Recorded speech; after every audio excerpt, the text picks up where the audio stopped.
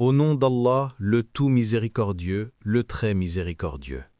Que la paix et les bénédictions soient sur notre prophète Mohammed, sa famille et ses compagnons. Mes frères et sœurs bien-aimés, je souhaite partager avec vous aujourd'hui une réflexion sincère sur une porte immense de miséricorde, une porte qui ne se ferme jamais, qui reste ouverte à chaque instant de notre existence. Avant de continuer, je vous invite à vous abonner à la chaîne Chemin vers Allah et à activer les notifications pour recevoir tout nouveau contenu bénéfique pour votre foi et votre vie quotidienne, Inch'Allah. Chers bien-aimés, lorsque le serviteur lève ses mains vers le ciel, il n'a besoin d'aucun intermédiaire ni d'un lieu particulier, bien qu'il existe des moments et des endroits bénis que nous évoquerons. Les instants les plus précieux de proximité avec Allah sont ceux où le cœur se brise humblement devant son Créateur. Méditez avec moi. Quand les pèlerins se tiennent à Arafat dans leurs vêtements blancs, humbles devant Allah, ils se vantent d'eux auprès des anges en disant « Regardez mes serviteurs, ils sont venus à moi avec humilité et sincérité. » Et rappelez-vous cet homme qui marchait seul dans le désert, aux habits usés et à l'apparence simple, mais dont le cœur était attaché à Allah, au point que le prophète, paix sur lui, a dit de lui que si ce dernier invoquait Allah, il l'exaucerait. Maintenant, tandis que vous écoutez ces paroles, n'avez-vous pas un besoin dans votre cœur ? Qui parmi nous n'a pas une douleur à guérir, un souci à dissiper ou un rêve à réaliser ? Qui ne ressent parfois une dureté dans son cœur qu'il souhaite voir disparaître? Qui ne tombe pas dans les péchés et aspire au repentir sincère? Levez vos mains maintenant. Demandez à Allah d'un cœur sincère de purifier votre cœur, d'alléger vos soucis, de réaliser vos aspirations dans son obéissance, de vous détourner des péchés et de vous accorder le bonheur dans ce monde et dans l'au-delà. Ensuite, profitez des moments bénis.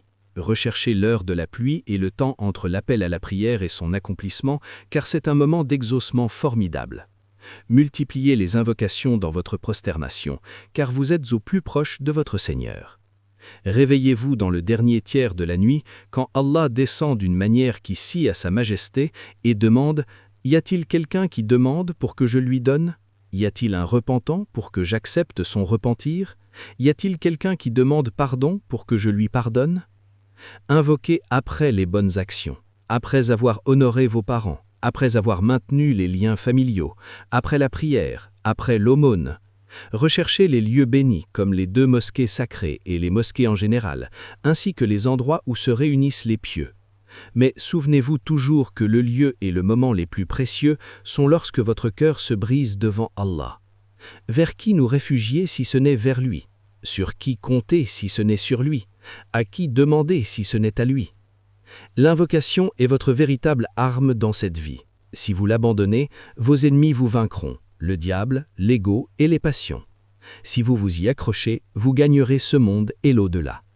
Allah dit dans le hadith Qudsi « Ô mes serviteurs, si le premier d'entre vous et le dernier, vous humains et vos djinns, se tenaient en un seul endroit et me demandaient, et que je donnais à chacun ce qu'il demande, cela ne diminuerait en rien ce que je possède.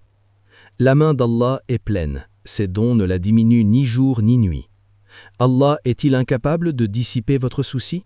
Est-il incapable de réformer votre cœur? Est-il incapable d'exaucer votre besoin? Certes non, subhanahu.